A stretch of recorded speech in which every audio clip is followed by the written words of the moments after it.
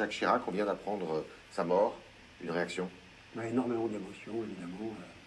Je suis comme vous, je suis surpris et puis bouleversé parce que c'est une partie de l'histoire de France qui s'achève avec son départ.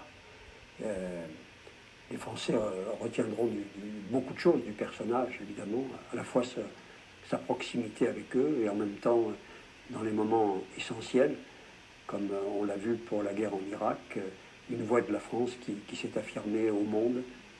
Vous avez été ministre avec Jacques Chirac. Quel homme était-il? Quel rapport aviez-vous à ce moment-là avec lui? Avec chacun, il avait un rapport de proximité égalitaire, quel que soit le titre, le grade, la fonction. Pour lui, un homme était un homme, et c'est assez formidable de voir qu'il ne faisait aucune différence entre les personnes. Il vous soutenait dans vos missions de ministre? C'est un hyperactif. On connaît sa capacité d'intervention sur tout, à propos de tout, et ce désir de tout voir, de tout regarder, de tout suivre. Donc il était présent dans tous les domaines. Vous avez un souvenir de lui qui se dégage par rapport à tout ce que vous avez pu vivre avec lui?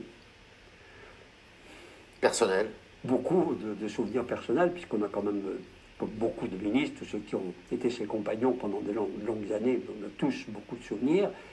Et c'est cette capacité à affronter les événements, peut-être, qui s'était éclairée pour moi dans un hélicoptère complètement sous l'orage, où tout le monde avait extrêmement peur, sauf lui qui en a profité pour faire un petit somme.